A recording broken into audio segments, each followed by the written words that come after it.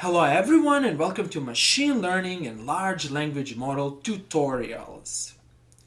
In this tutorial, we explain how to install and run Microsoft's Phi4 Large Language Model or LLM locally in Python. But before we start with explanations, let's answer the following question. Why Phi4?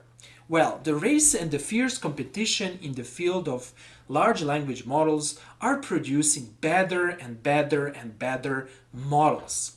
Phi4 is Microsoft's newest small large language model specializing in complex reasoning. It only, under quotes only, has 14B parameters, and as such, it can be executed locally on under quotes lower end hardware. Note that in our previous tutorial, created a month ago, we explained how to run an unofficial release of Phi4 locally by using the Ollama framework. Now, since today, Microsoft published the official release of Phi4 on Hugging Face, we can try to install and run Phi4 locally. That is, we can try to run and install Phi4 official version. Here are the prerequisites. First of all, you need a computer with a solid GPU and with a decent amount of RAM memory. As a reference, our computer has NVIDIA 3090 GPU with 24GB RAM and an Intel processor as well as 48GB of regular RAM memory.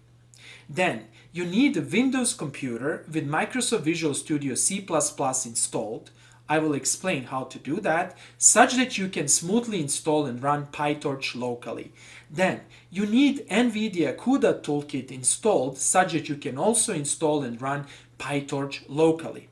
I will briefly comment and explain how to install Microsoft Visual Studio C++ and NVIDIA CUDA toolkit in the sequel. And finally, you need 30GB of disk space. On my machine, the inference process lasts maybe 30 to 60 seconds, or after the model is loaded in computer memory, then it's around 30 seconds, which is really not bad for such a decent model.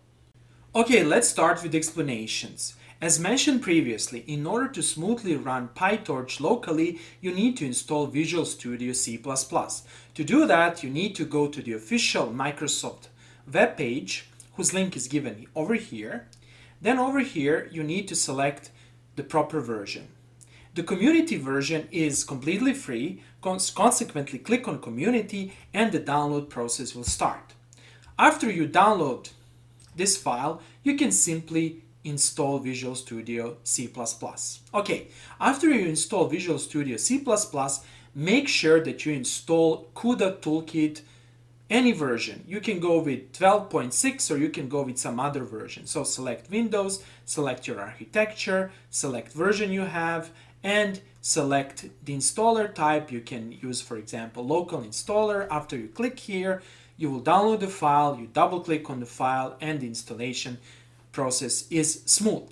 Then, in addition to all of this, you need to have Python version, and you have to be careful about the version, since the newest version of Python for some reason doesn't support PyTorch. To show you that, so go to Python download page, and if you have Python 3.13, PyTorch is not going to work. You need to downgrade your Python version. So for example, you need to go with Python 3.12, Python 3.11, Python 3.10. To figure out which version of Python you have, you can simply go to the terminal and type Python version, and you can see the version I have over here.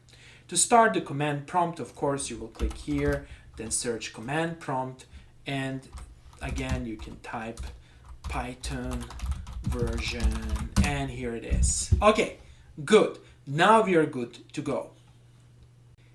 But before we start with the installation process, we need to do one small modification of our Windows system. Namely, I'm currently on Windows 11 and I need to activate the developer mode. To activate the developer mode, I need to click here. Then I need to search for use developer features and then make sure that developer mode is on. Namely, most likely you will see this. You need to activate this and click on yes, and this will activate the developer mode. Now, of course, there are some risks associated with activating the developer mode. However, the risks are minimal in my case, since I don't go to some sketchy website and I'm trying to be a Boy Scout when I'm doing machine learning on this computer and in general. So be careful. Of course, maybe it's safer that after you finish, you basically turn off the developer mode. Okay, so let's start. The next step is to start the command prompt in the administrator mode. So click here and search for command prompt, then do the right click and start the administrator mode. Good. Next, let's go to a C drive, and on the C drive, let's create a folder called Phi4. Then let's go to this folder, and inside of this folder, we are going to create and activate a Python virtual environment. To do that, we need to execute first of all this command. This command will create a Python virtual environment called environment1. Now be patient, since it's going to take several seconds to create the environment. Now if you write this command, you will see the environment over here. Good. The next step is to activate this Python virtual environment. We can do it like this. Okay. The next step is to install PyTorch. For that purpose, let's go back to our web browser. Then let's go to Google. Then over here, let's search for install PyTorch locally. Then go to this web page over here. Then fill in this selection table, select stable version, select Windows, select pip, Python, select this CUDA version, and this installation command will be generated. We are installing over here a PyTorch version that supports our GPU.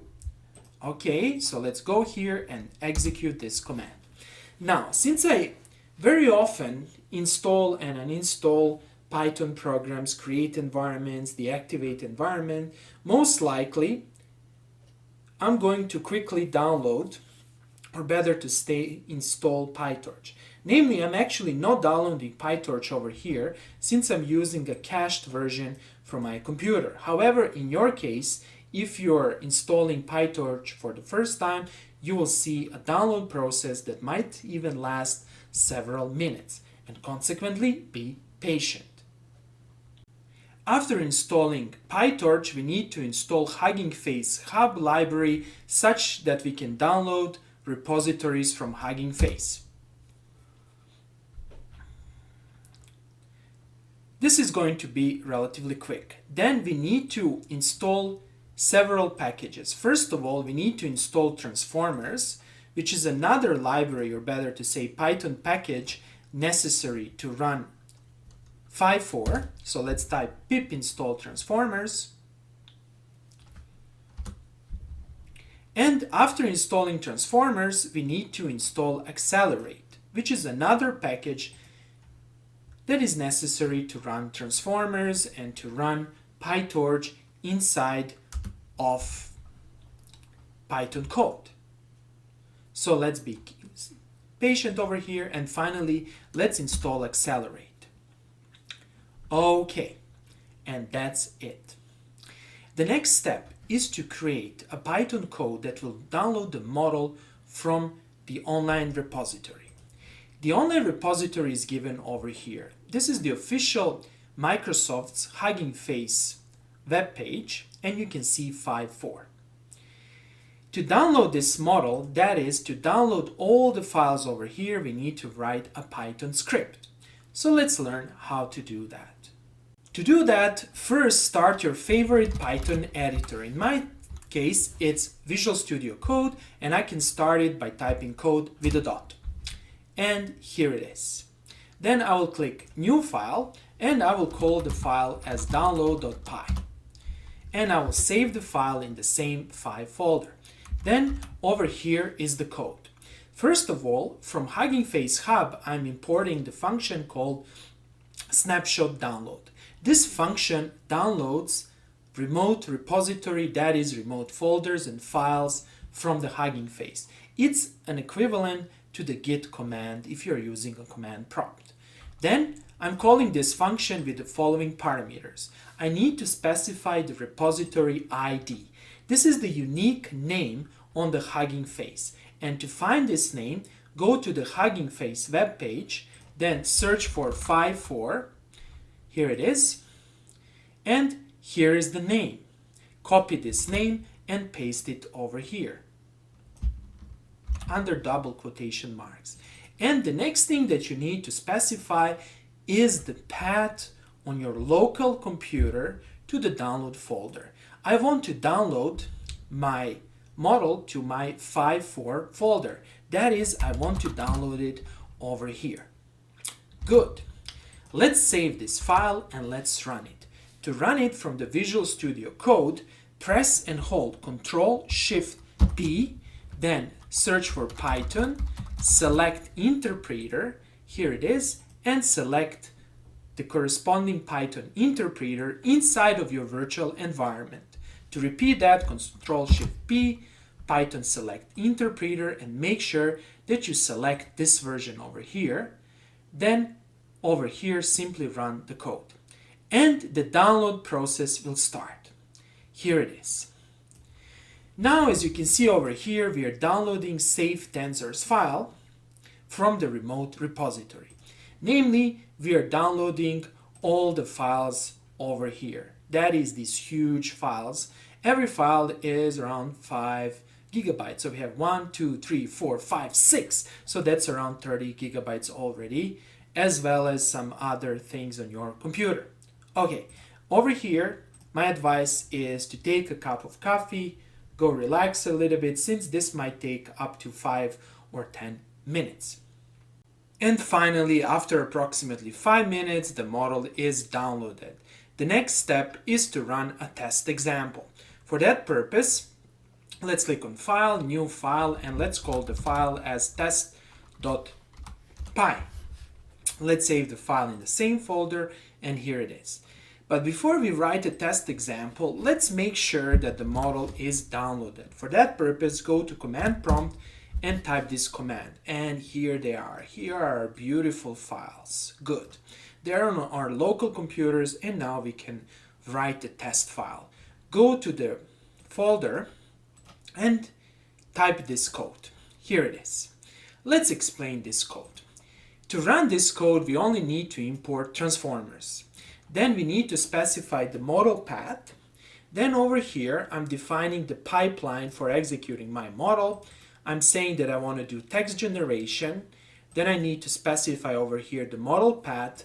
Then I need to specify these additional arguments, saying what type of precision I'm going to use. I'm going to use just auto precision, that is the precision inherited by the model. Then here I'm specifying that I want to use CUDA.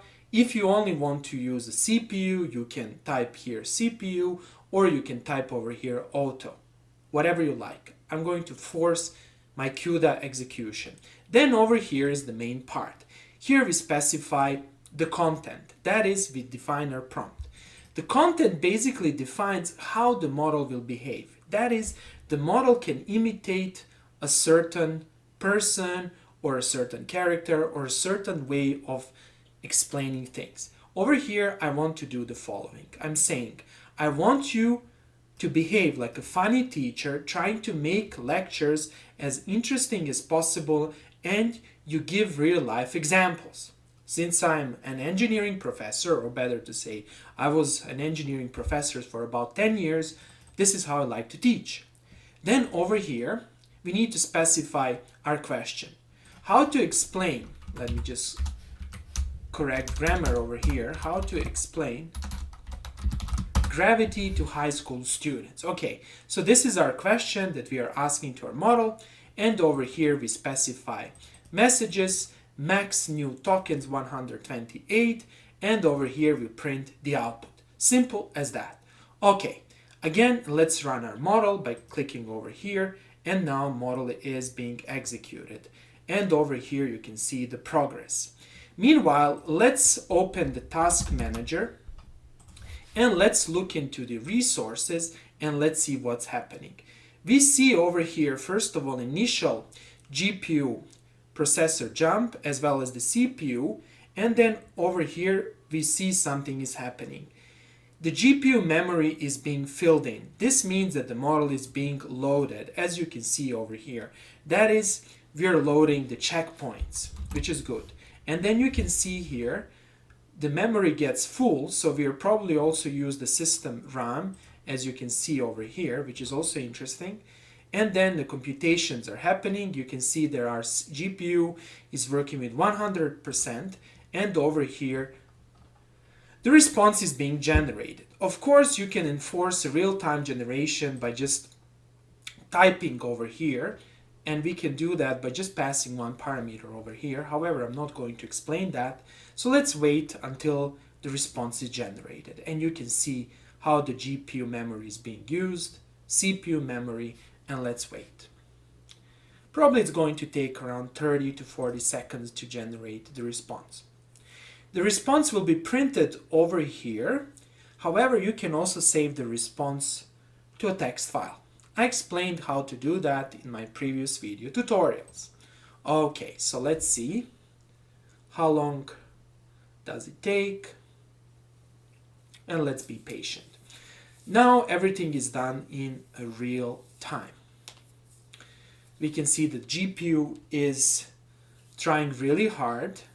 I still don't hear the fan, and here it is. Beautiful, beautiful, beautiful. Let's see what's written over here. Role assistant content. All right, class, gather around. Today we are diving into the mysterious and mind-bending world of gravity. Now I know what you're thinking. Gravity. Is that just we don't float away into space? Well, yes, but there's so much more to it. So you can see how nicely the large language model is trying to imitate a professor who is funny, who likes to make jokes, and who tries to explain a very complex concept to high school students. Okay, that's all for today, and thanks for watching.